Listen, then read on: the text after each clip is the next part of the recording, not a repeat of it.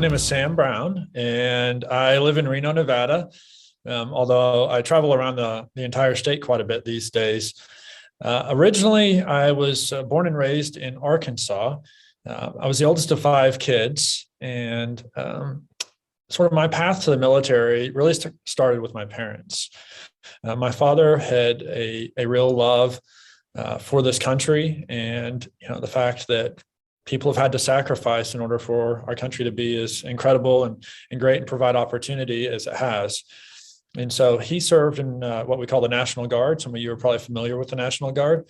It's a lot of times used for, sort of emergency situations or, even in some of the conflict that we were in Iraq and Afghanistan the last couple of decades. National Guard members played a role in that as well.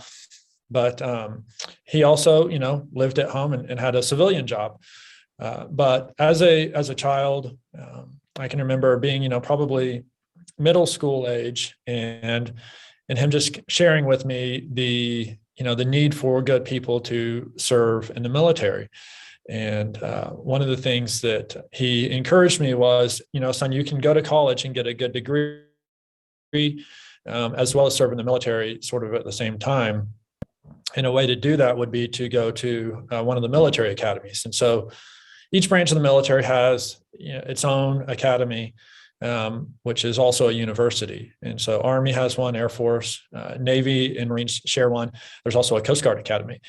And so before I started high school, it was the summer before high school. He sat me down after dinner one day and he said, son, I just need you to know that, there's five of you kids in this family. I can't afford to put all of you through college. And so as the oldest, you're going to have to figure it out.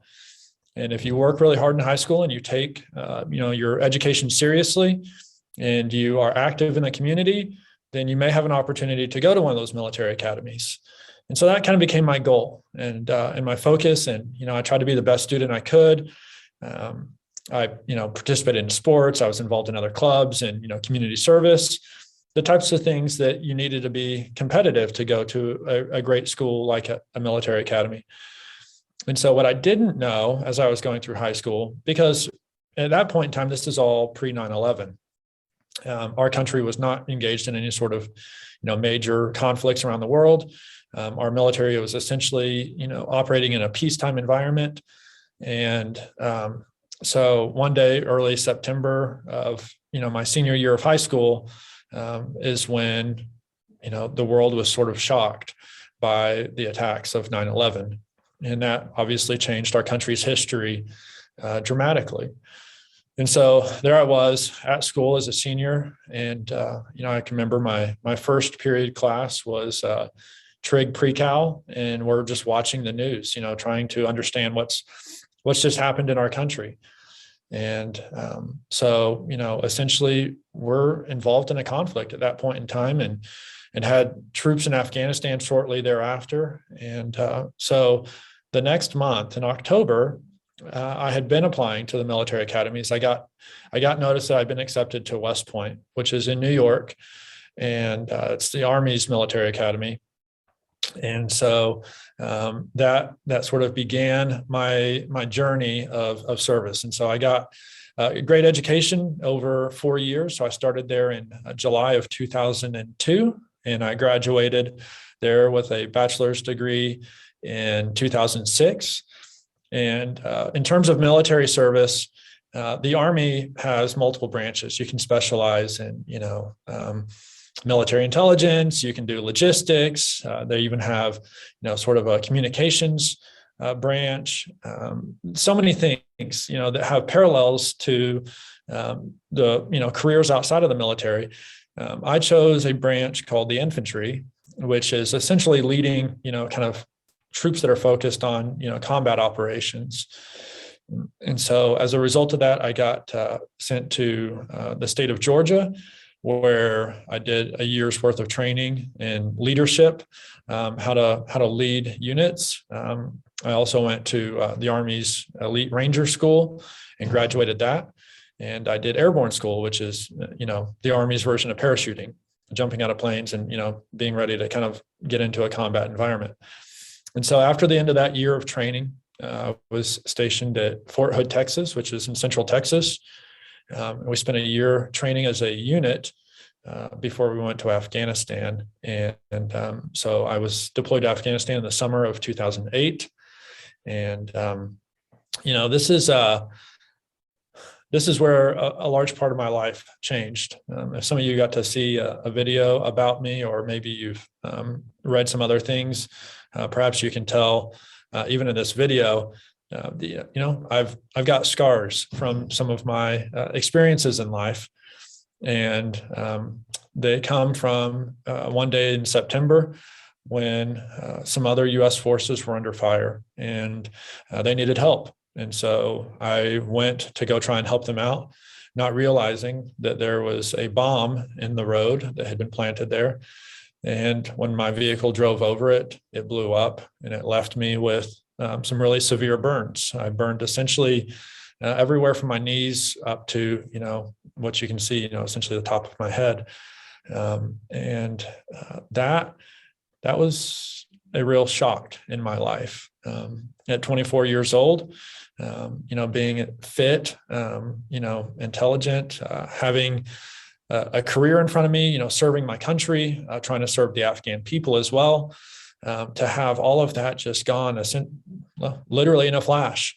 And I remember as I was burning even, and I couldn't put out the flames, that I thought that my life was coming to an end.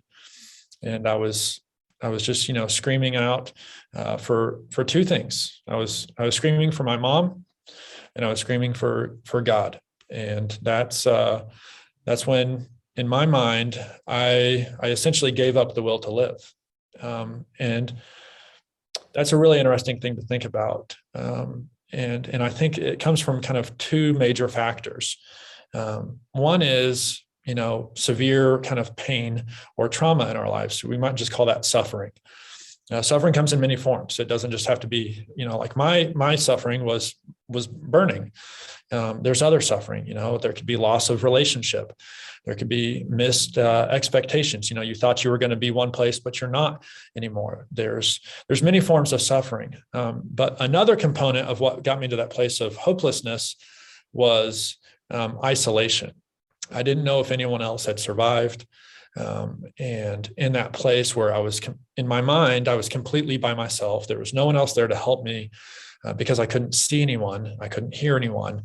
That's where I gave up the will to live. And the amazing thing is that what gave me back my faith or trust that I was going to survive was when someone else came in to the environment where I was already hurting, and they put themselves in harm's way, and they said, "Sir, I've got you." And they began to smother the flames off of my body. The power of those words, where someone else didn't have to be there with me, but they put themselves in harm's way to have my back, gave me that spark of hope to get through that moment. And so the rest of my career consisted of recovering. I got flown from Afghanistan back to Texas, where the Army has a large hospital and specifically a burn unit for those who've been burned. And I spent 3 years there. I went through several dozen surgeries, a lot of reconstruction. My face hasn't always been this pretty. Well, it was prettier before, and then it got ugly, and now it is what it is. That was a really trying time. I was between 24 to 27 years old during that time, and to have your identity literally, stripped away from a physical sense was really tough. But I found peace and kind of the ability to persevere through that. And these challenging words from an ancient philosopher, someone that went by the name Paul, and he wrote, "To rejoice in your suffering, because suffering produces endurance, and endurance builds our character, and with character we can have hope." And so that's something that I think is true around the world, is people are looking for hope. And there will be suffering for all of us. There was suffering for me. There's been suffering for each of you, probably in some form or fashion. Suffering will be a part of our lives. But if we can try and be joyful despite that suffering, it'll make us stronger people. It'll increase our endurance. And when we have better endurance, it refines our character. We are better people. And from that, we can have hope that even when something as awful as this happens, there can be purpose behind it. And so after 3 years of surgeries and recovery and rehab, the Army kind of said, Sam, we've done as much as we can for you, but you can no longer operate as a soldier in the way that you were trained to do. And so I got retired as a result of that. And so that's sort of a quick rundown of how I joined the military, where I served, how I encountered some trials, and a little bit of the advice and way I found a way to kind of navigate that. And we thank you for sharing with us. One of the things that I always found remarkable about you is how straightforward you are. Not many of you know this, but Sam is running for Congress. And I wanted to kind of bring up, he talks about the 1st Infantry Division motto, which is no mission too difficult, no sacrifice too great, duty first. Can you talk about a little bit, because you talked about in the initial phases of that mission, where you were kind of going in with the mission to help others, and then someone kind of came in with the mission to help you. Can you talk about the importance of kindness and helping others, no matter what you're doing in life? Yeah, I actually have got kind of a personal life motto that I'm happy to share with everyone on this video. And if you think that it makes sense for you, then adopt it. It hasn't led me astray yet. And simply put, society in many ways, and whether it's peer pressure, social media pressure, family pressure, there's a lot of things that kind of point us towards living what I would call like a selfish life, living for yourself. But what I found to be true is the way I put it is the life I live is not my own. And if we all live with that kind of mentality that we have a life to serve others, and it doesn't just have to be in the military, there's other ways of serving others, then we will be oriented towards things that are loving and respectful. And when we have a society that loves one another and respects each other, just as a normal course of action, then productive things will happen. And so, yeah, absolutely. The mission I was on, the greater mission was that we were trying to help ensure that some equipment got to a dam and a river in southern Afghanistan that would ultimately provide hydroelectric power. Help bring some modernization to Afghanistan so that they could have, electricity in schools and in homes and in markets, and just all the things that kind of, come as a benefit of that. And unfortunately, that's the mission I was on when I was wounded. And once again, I wouldn't be here today if some of my own soldiers didn't put themselves at risk for me. And so, we can never know, what even a small act of looking out for others might have, a bigger impact down the road. That's one of the things I would just encourage. Most of you are fairly young, and it's hard to see into the future, the things that you're experiencing today, how they might have an impact on your life and in other people's lives in the future. But I'm just here to tell you that even when I went through literally 3 years of in and out of the hospital and lots of surgery and just extreme pain, that I can look back now, over a decade later and see how some of those experiences very specifically allowed me to help other people in ways that were really unique. And so even in our suffering, it's all worth it. And I need you to trust that. Absolutely. And you're still helping kids nowadays with inspiring and educating so many kids around the world. And one of those kids, her name is Emma. She is in Italy and she's interested in joining the military. And she wanted to know, she had a quick question about how she should go about that. So Emma, go ahead. You can ask. Hello. Nice to meet you. I'm interested in undertaking a career in the Italian Navy. And I want to ask you if you have some tips for me. Yeah, absolutely. Military service is a team, participation thing. And so I would really encourage you to to look for opportunities where you can practice what we call peer leadership.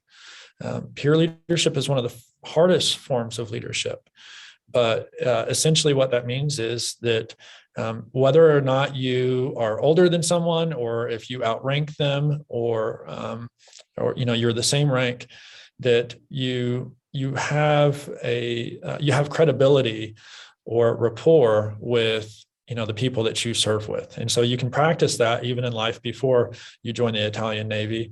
And, you do a lot of that by setting a good example, by not being a hypocrite, where you expect somebody to do one thing, but then you do the opposite.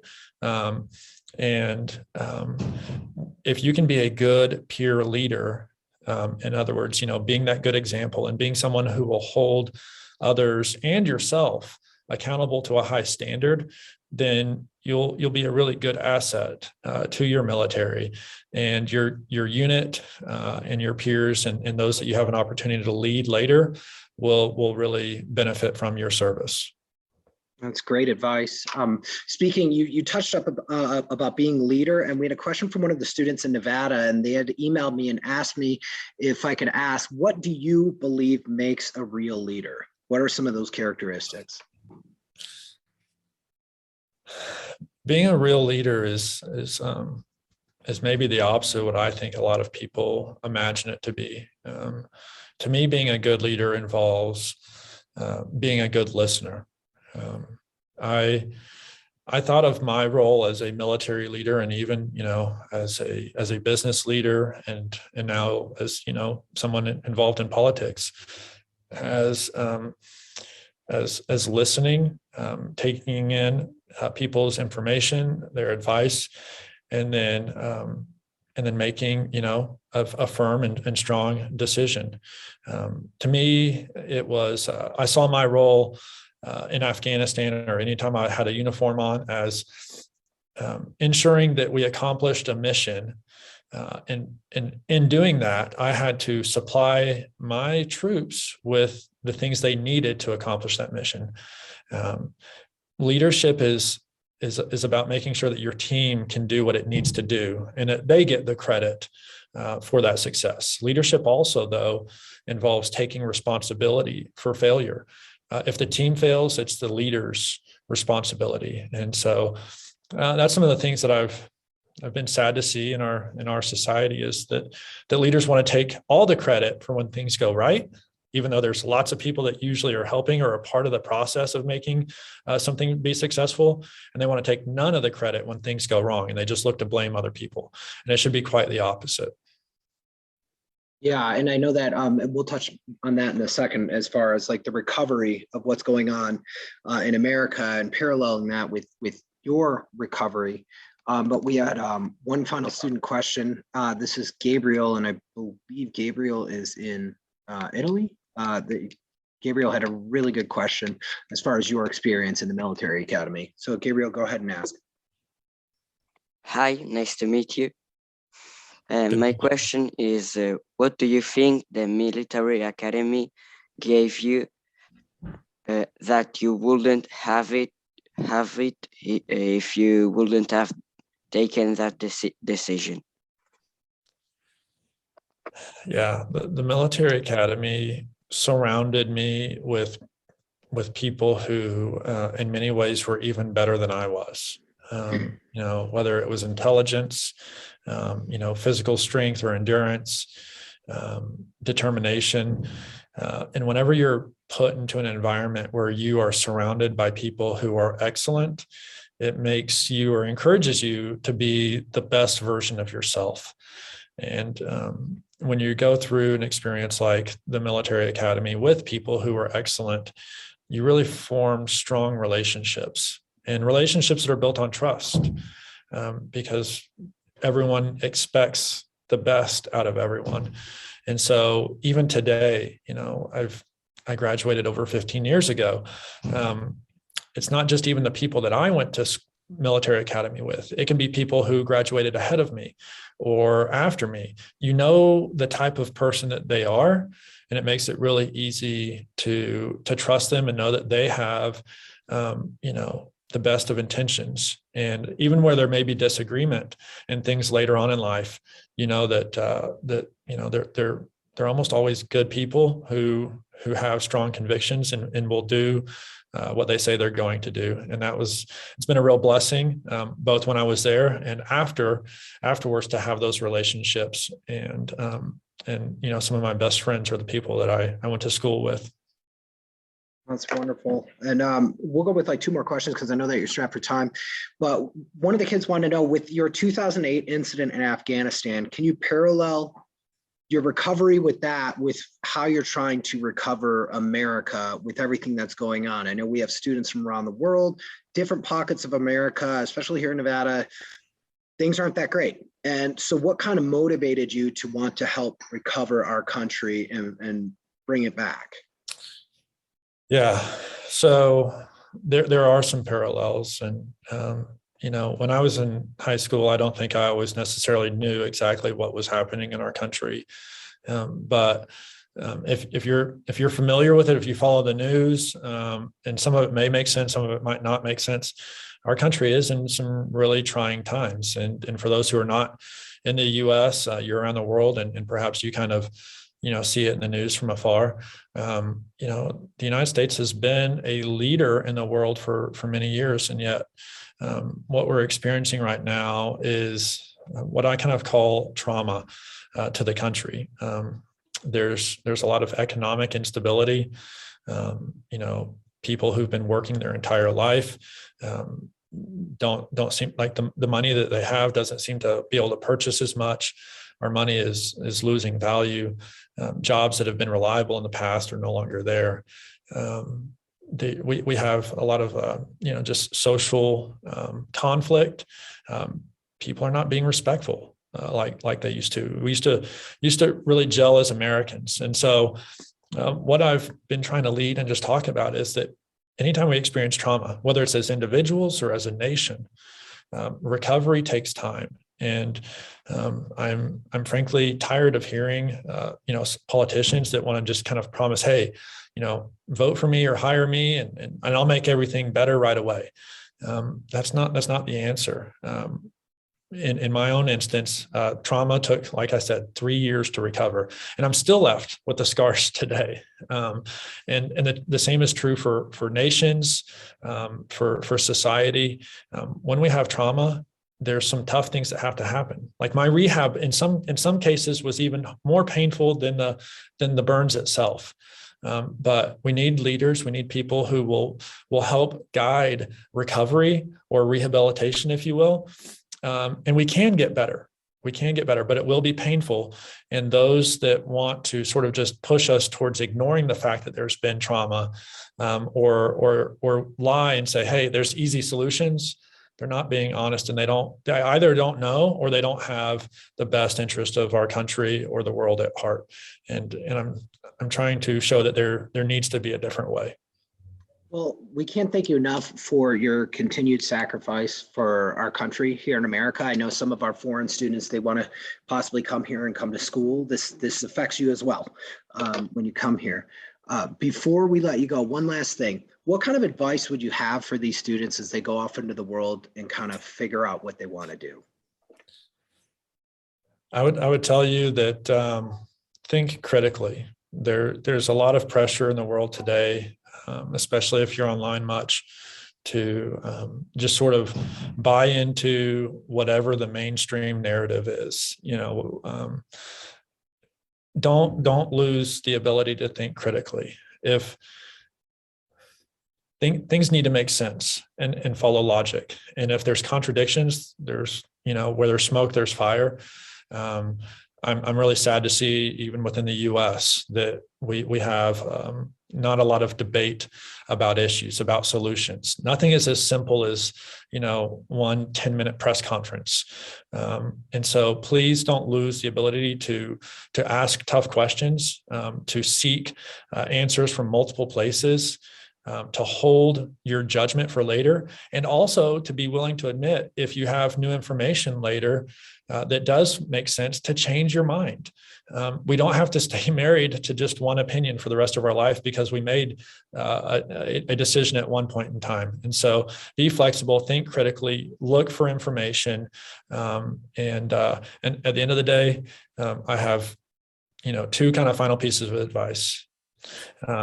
Love and follow something that is greater than yourself, and love your friends and your neighbors and your family. And that even means that people you may or may not agree with, like you would yourself. And if we can have a loving and respectful society and world, then things will be much better.